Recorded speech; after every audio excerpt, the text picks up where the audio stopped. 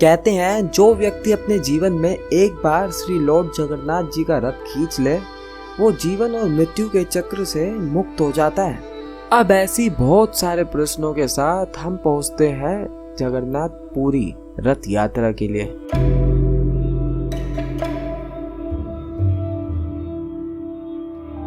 Lord Jagannath जय जगन्नाथ। श्रीकृष्ण एकाके ही नथिले पाखेरे नदी कूଳରେ से बसिथिबा बेले कृष्णଙ୍କ चरण हरिण भाबिकी शिकारी मारिला तीरटा पादरे नेलाका जीवन कला कि पाप से क्षमा मागिकी भूल बुझिकी तापरे कृष्णଙ୍କ शरीर जळेई देला किंतु जेते भी जळेइले हृदय ना जळे। मांस नुह हाट अद्भुत धातुर धरिब तादेरे बाजिले आलुओ ब्रह्म पदार्थ को बांधिकी काठरे नदी रे भसेई देला ता साथरे।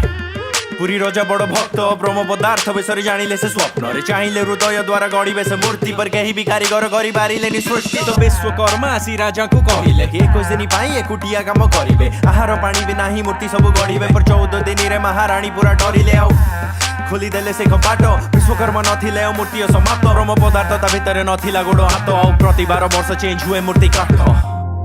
जय जगन्नाथ जय जगन्नाथ जगतर जय जगन्नाथ जगन्नाथ जय जगन्नाथ। ना तो कालिया चौका डोलिया ना तो कालिया के नहीं तो बलिया ना तो कालिया चौका डोलिया ना तो कालिया के नहीं तो बलिया।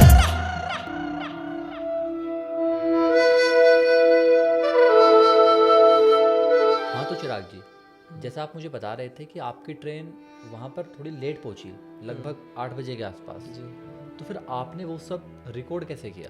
तो 53 साल बाद ये दोबारा हो रहा था कि जब रथ यात्रा 2 दिन की हो रही हो तो हम तैयार थे उस चीज़ को शूट करने के लिए।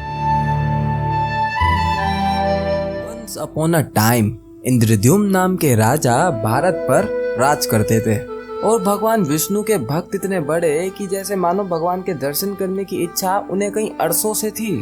अब ये बात जान के राजा के पास एक साधु आता है, बहुत ज्ञानी पर थोड़ा भूला भटका। राजा को ये विश्वास दिलाता है कि उड़ीसा में भगवान विष्णु के असली रूप नील माधव को पूजा जाता है। अब ये बात जान के राजा खुशी में एक संदेश भिजवाता है जिसमें पुजारी के छोटे भाई को उड़ीसा की खोज में भिजवाता है।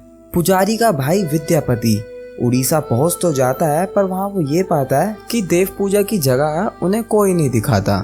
देव पूजा की जगह जहाँ नील माधव थे और उसकी सुरक्षा कर रहे विश्ववासु कबीले के सरदार। अब सबसे हार के विद्यापति मानो वहीं रुकने का निर्णय करते हैं। अब वहाँ उनकी सहायता करती है एक लड़की जिससे उन्हें हो जाता है प्यार और थोड़ा करीब से जानने के बाद उन्हें ये पता लगता है कि ये लड़की है विश्ववासु की बेटी। और अब शादी के बाद विद्यापति नील माधव को देखने की इच्छा प्रकट करते हैं। विश्ववासु अपनी बेटी की ये विनती को मना नहीं कर पाते परंतु एक शर्त पे।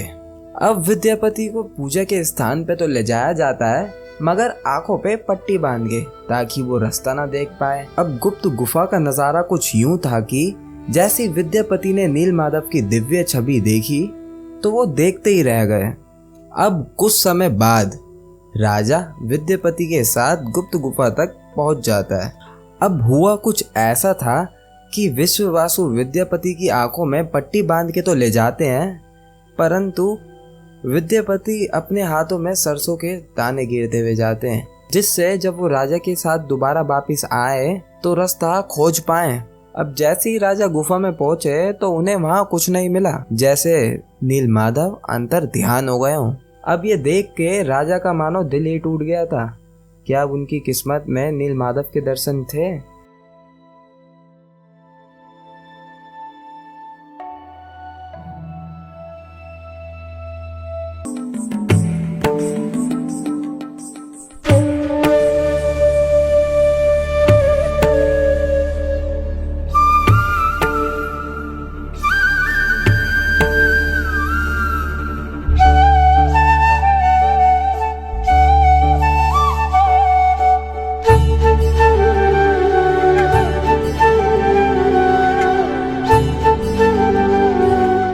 8 जुलाई रथ यात्रा का दूसरा दिन और सुबह के 9 बजे सब तैयार हो रहे थे रथ को खींचने के लिए। पर ये रथ यात्रा होती क्या है? तो सबसे पहले जगन्नाथ मंदिर से भगवान जगन्नाथ, बालभद्र और सुभद्रा देवी को निकालकर 108 पवित्र मटकों के पानी से उनका स्नान किया जाता है और इस स्नान को कहा जाता है रथ स्नान। और इस दौरान तीनों भगवानों को अलग अलग जगह रखा जाता है, क्योंकि मान्यता ये है कि इस दौरान तीनों भगवान बीमार हो जाते हैं। और इसके बाद भगवान के रथ लाए जाते हैं जो पूरी तरह लकड़ी से बने होते हैं। फिर पुरी के राजा एक संस्कार करते हैं जिसमें वो तीनों भगवान के रथ पे झाड़ू लगाते हैं।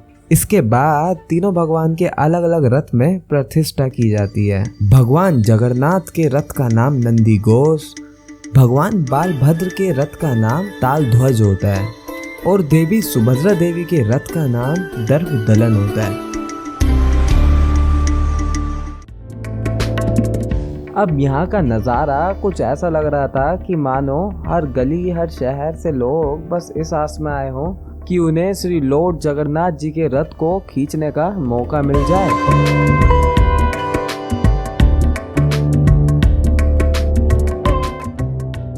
और बाकी जिसे जहाँ जगह मिलती वो वहीं रथ को गुजरते हुए देखता।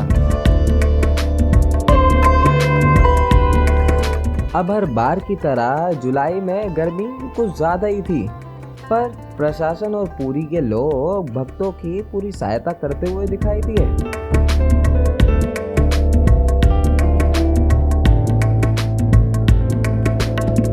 बुढ़े बच्चे जवान सब लगे हुए थे इस हजारों टन के रथ को खींचने के लिए और उनकी भक्ति साफ उनकी मेहनत और खुशी को देखकर ही पता लग रही थी। न्यूज़ चैनल के आंकड़े बताते हैं करीब 10 लाख से 15 लाख लोग इस महायात्रा में शामिल हुए थे।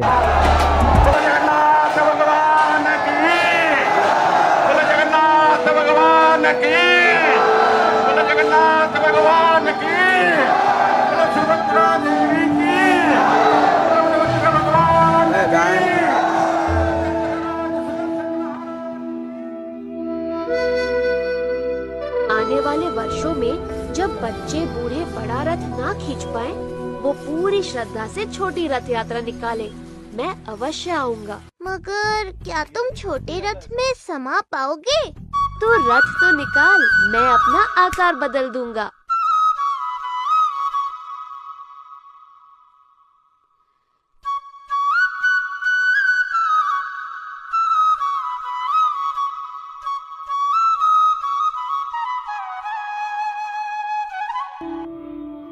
कुछ समय बाद एक आकाशवाणी हुई जिसमें राजा को एक संदेश मिला कि पुरी में लकड़ी के एक गट्टे को किनारे पे ला के उसकी स्थापना की जाए।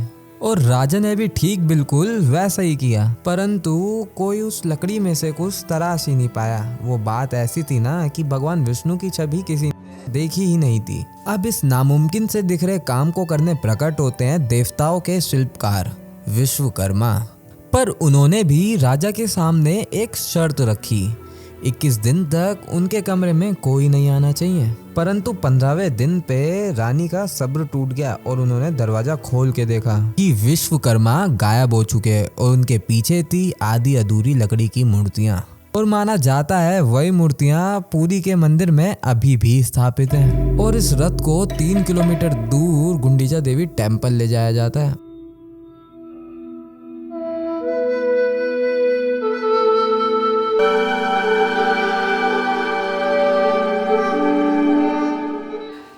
Thank you guys for watching this video. अगर आपको ये वीडियो अच्छी लगे तो यार इसको लाइक और सब्सक्राइब करना, और इसका नेक्स्ट पार्ट भी जल्दी आने वाला है, तो चैनल को सब्सक्राइब कर लो और मिलते हैं नेक्स्ट वीडियो में। Bye bye.